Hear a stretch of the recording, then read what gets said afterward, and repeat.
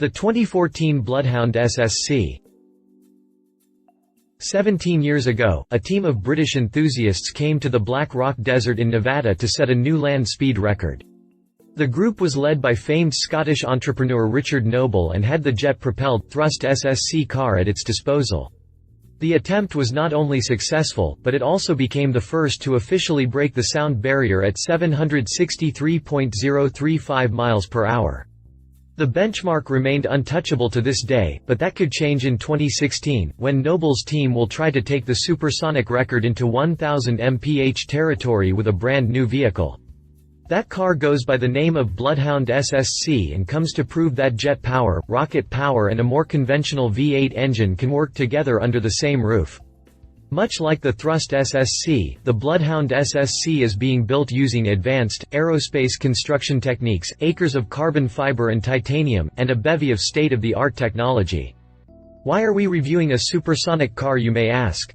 Well, the Bloodhound SSC might very well preview some of the technologies we will find in the road-going vehicles of the future. But most importantly, this land rocket is tuned to reach mind-boggling speeds by means of 130,000 horsepower. Updated September 25, 2015, after years of working and development, the new Bloodhound SSC supercar was finally unveiled in its final shape.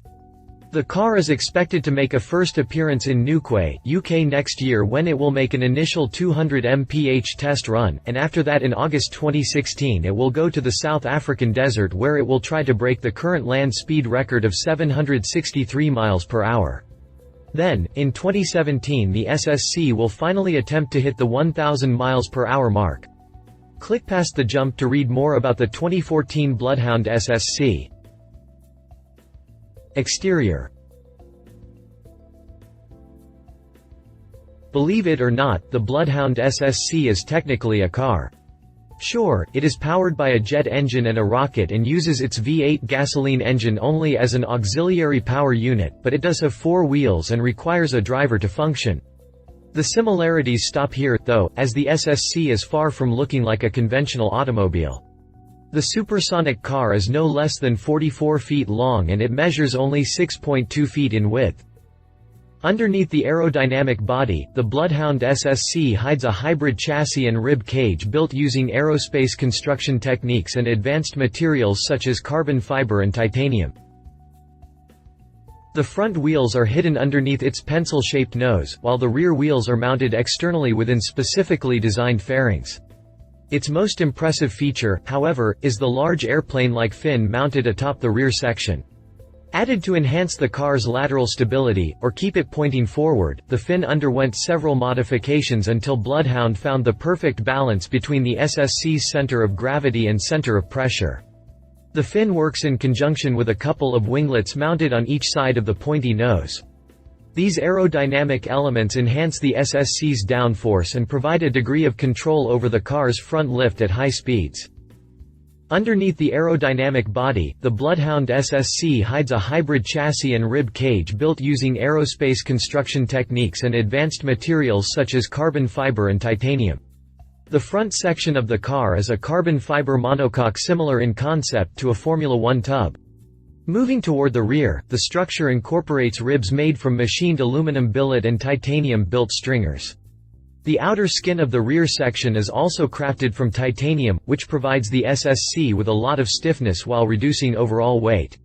Below the rib cage lie a number of aluminum frames, numerous steel parts and the rear subframe. All those underpinnings and body components are wrapped in a blue and orange livery featuring the British flag on the huge fin. A Castrol logo adorns the jet intake mounted behind the cockpit, while several sponsors, including Rolls-Royce, are present on both sides of the car. Interior. 2 additional screens are mounted on each side of the main monitor. The SSC's cockpit is obviously inspired from that of a jet fighter. A main screen placed right above the steering wheel displays no less than 25 essential parameters, including speed shown in both mph and Mach numbers, rocket power, wheel brake speed, and parachute deploy speed. Other details available through the multifunction screen includes jet engine power, turbine blade temperature, lateral G, and distance to the end of the track. 2 additional screens are mounted on each side of the main monitor.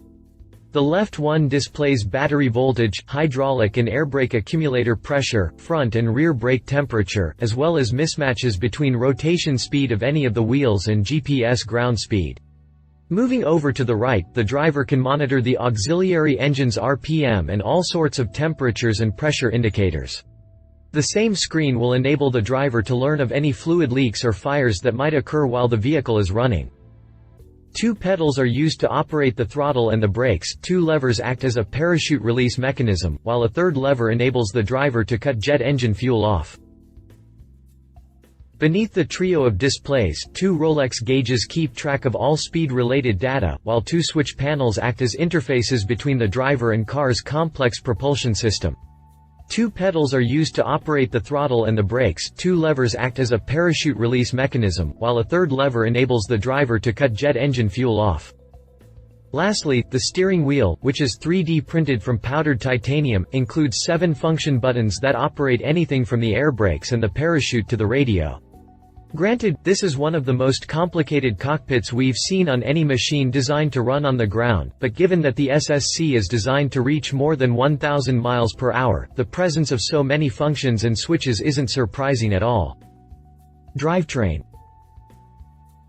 About half the horses are provided by an Eurojet EJ200 gas turbine. This is where the Bloodhound SSC reveals its wild side, which translates into more than 135,000 horsepower. Yes folks, 135,000.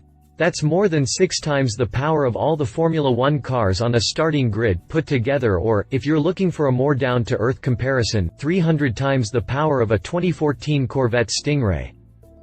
All that insane amount of oomph comes from 3 different power units. About half the horses are provided by an Eurojet EJ200 gas turbine. Normally found in the Eurofighter Typhoon fighter plane, the jet engine will take the car to 300 miles per hour before the rocket engine kicks in to propel the SSC to higher speeds. Speaking of rockets, the Bloodhound project is using a Nammo hybrid rocket tuned to provide a thrust of 123.75 kilonewtons (27,500 pound-feet) on its own, and about 212 kilonewtons (7,000 pound-feet) when combined with the thrust coming from the jet engine. While the design of the rocket has yet to be finalized as of 9 July 2014, the builder says it is likely to have a cluster of 4 to 5 motors rather than a single, large combustion chamber. This pretty much explains the hybrid denomination and why this unit will be the largest of its kind ever built in the United Kingdom. The current record sits at 760.343 miles per hour for the flying kilometer and at 763.035 miles per hour for the flying mile. The third engine fitted in the Bloodhound SSC is a conventional, gasoline-powered V8. The unit is actually a 2.4-liter Cosworth Formula 1 engine rated at 750 horsepower, but its purpose is not to motivate the wheels, but to serve as an auxiliary power unit. Specifically, the V8 powerplant will drive the oxidizer pump that will supply about 800 liters (211 gallons) of high-test peroxide (HTP) to the rocket in just 20 seconds. So why does the Bloodhound SSC need no less than 3 engines and more than 135,000 horsepower? Well, the British supersonic car aims to set a new world land speed record at 1,000 miles per hour sometime in 2016 and break the first supersonic benchmark established by the Thrust SSC back in 1997. The current record sits at 760.343 miles per hour for the flying kilometer and at 763.035 miles per hour for the flying mile. Will the Bloodhound manage to reach the 1,000 mph mark? It remains to be seen, but with 135,000 plus ponies under that pencil-shaped body, success is pretty much a given unless something goes terribly wrong. When will we see it in action? The Bloodhound SSC won't hit the test track until early 2016, when Richard Noble and his team will be conducting runway trials of up to 200 miles per hour on a 12-mile track in South Africa. There's no word as to when the SSC will attempt to set a new land speed record, but expect that to happen by the end of 2016. Competitors: Thrust SSC, Developed by Richard Noble, Glyn Bowsher, Ron Ayers and Jeremy Bliss, the Thrust SSC is the British, jet-propelled car that holds the world land speed record since 1997 and the first car to break the sound barrier. The benchmark was set on October 15, 1997, when the Thrust SSC reached a speed of 763.035 miles per hour in the Black Rock Desert in Nevada.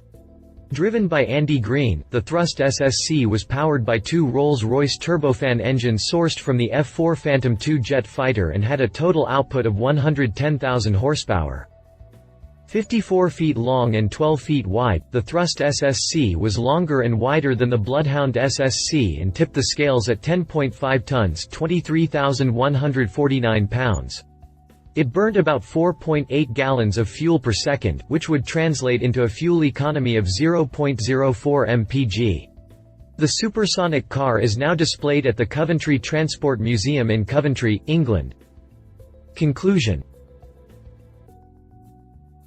the Bloodhound SSC is definitely the next big thing in the supersonic car world. Sure, it may have very little relevance to the automotive industry, but it's cars like these that started the whole land speed record craze more than 100 years ago. In 1898, the benchmark stood at only 39.24 miles per hour. 2 years from now, we could be looking at a new supersonic record of more than 1,000 miles per hour. Not bad for 116 years of progress, right? Love it promises to reach 1,000 miles per hour. 130,000 supersonic horses showcases aerospace construction techniques. Leave it, we can't drive it. We wouldn't be able to drive it even if we were allowed to burn enormous amounts of fuel. If you liked this video, please share your thoughts in the comments below and don't forget to hit the subscribe button.